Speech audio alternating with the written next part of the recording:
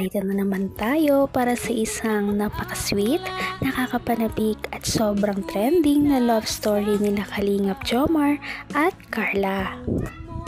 Ay aking makilala. Para sa pagpapatuloy ng ating love story ay napaka-kapanapanabik nga ang mga susunod na mangyayari dito sa ating video na ito dahil maraming mga revelasyon na mangyayari at ito nga ang magdidikta kung ano ang mangyayari sa mga future na adventure ng love team na ito. Ang love team ni Kalingap Jomar at Ate Carla.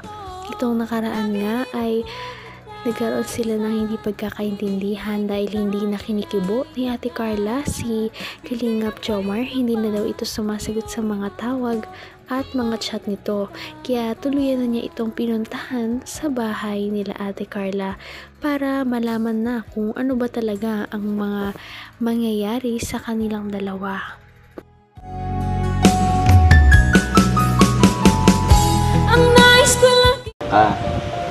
Tapos nabanggit niya na parang naisipan mong lumipat ng kurso. Yun, nabanggit yung mama mo. Totoo ba yun? Alam mo, Carla, alam ko din naman sa'yo kung saan ka masaya, kung saan ka sa tingin mo mag-excel, yun yung sundon mo. Yun yung piliin mo. Alam ko, siguro may pressure ka, pero wag mong pakinggan sila. Mas maganda kung mas papakinggan mo yung puso mo, yung sarili mo. Kasi ikaw naman mag-aaral eh. Ikaw mag-aaral ng 4 na taon. Kaya ikaw, nasa sa'yo ang desisyon. Nasa yun, sinabi ko sa'yo kung saan ka masaya. So ano, tanong kita ngayon, anong desisyon mo? Pinag-iisipan ko pa po. Nag-iisipan? Pero, ano ba talaga? Kung ako, pag mong anuhin, ano ba talaga parang nasa puso mo? Yung pag-nursing ba or kasi nabagay sa akin, gusto mo mag-education? Kung ano ako'y tanggap mo na, hindi ka rin nag-alala. Ito nga kaya ang problema ni Ate Carla dahil kahit na sinabi niya ito ay parang hindi pa rin talaga mapakali ang dalawa, parang may tinatago pa rin si Ate Carla na hindi niya nasasabi. Ngunit syempre ay nagbibigay pa rin muna ng advice si Kalingap Jomar. Gusto mo mag-education? Teaching? Hindi ko pa rin po alam. Okay. Okay lang ba nga dito ako? Baka may ginagawa ka sa taas, nakabala kita. Medyo nakakapanibago ka. Okay lang ba? May nagawa ba akong masama? Ano naman po? Wala naman. Para kasing alam mo yun, parang nakapanibago. Hindi ka naman ganyan dati. Okay ba tayo? Okay ba tayo?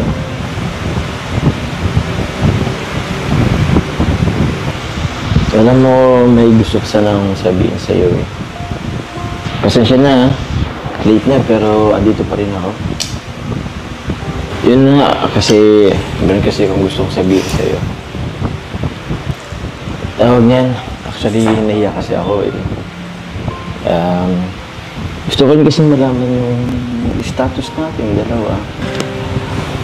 Gusto rin malaman kasi madami rin kasi nagsasabi.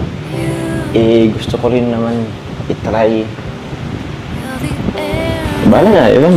Naman ang bawat panaginip ko, ikaw lang ang lahat nga ipinakaba ni Kalingap Jomar kung ano ba ang mga next niyang sasabihin. Kaya parang hindi na nga makahinga si Ate Carla sa paghihintay kung ano ba ang gustong sabihin ni Kalingap Jomar sa kanya. Ngunit may ideya na nga tayong lahat kung ano kaya ang kanyang sasabihin.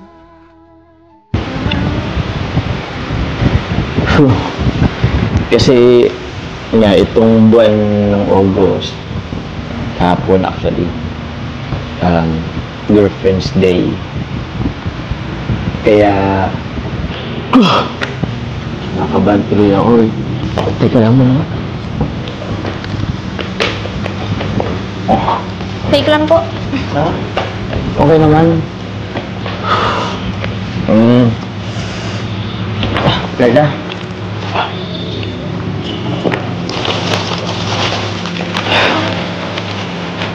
Will you be my girlfriend? Ano po yun? Tatanong ako, will you be my girlfriend? Tumayo ka nga po dyan. O bakit? Seryoso ako. Tinatanong kita, will you be my girlfriend?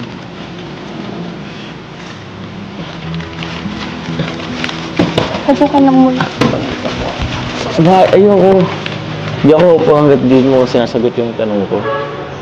Carla, will you be my girlfriend? Wala po akong panahon para makipagbiruan po. Dala may pagbiruan. Seryoso ako. Will you be my girlfriend? Tayo ko lang po. Hanggang wakas ay tayo ng dalawa. Palagi kang Medyo naguguluhan nga si Ate Carla dahil kakasabi lamang niya na may problema siya. Ngunit bigla man lang magsasabi si Kalingap Jomar na kung gusto niya daw ba na maging girlfriend siya nito. Kaya parang nalilito nga ang lahat dahil parang may problema na si Ate Carla, ay parang binigyan niya pa ito ng parang another na iisipin, kaya hindi alam ni Ate Carla ang uunahin.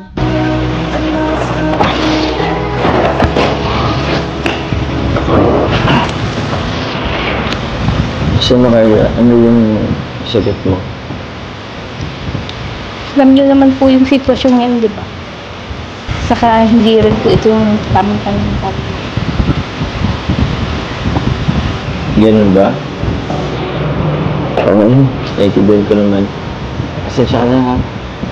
Sinubukan ko lang naman. Kasi, dami kasi nagsasabi. Tinuloy ko lang. Pasensya na ha. Sorry. Pasensya na rin po.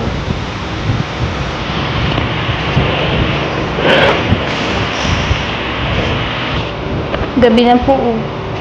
Gusto niyo po ba kumain po? Pag siguro. Kasi, bisikleta talaga. Tsaka, parang hindi matapos mo na yung ginagawa mo. Mauwi na din. Mauwi na din tayo. Ay bro, saka na. Sige. Uwi na ako.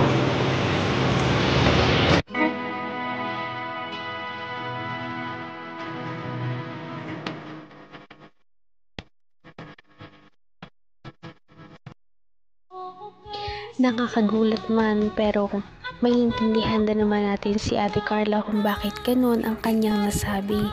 Dahil syempre hindi nga talaga yon ang tamang panahon dahil namumblema nga siya sa kanyang mga personal na problema. Kaya hindi pa yon ang tamang panahon kung pwede siyang tanongin na maging girlfriend ni Kalingap Jomar. Kaya medyo bad timing talaga ang pagtatanong nito. Kaya dito natin malalaman kung ano na nga ba talaga ang next na mangyayari. Dito naman magtatapos ang kanilang love team. Malalaman natin ang mga yan sa ating pagpapatuloy sa susunod na video. Kaya naman sana ay magkatuluyan din ang dalawang ito, si Ate Carla at Kalingap Jomar. Sana din ay patuloy natin silang subaybayan at suportahan para magpatuloy pa ang kanilang love team. Paniguradong hindi lamang ito ang ating aabangan dahil marami pang mga susunod na kilig moments na mangyayari sa kanilang dalawa. Yun lamang at maraming salamat sa panonood. Bye!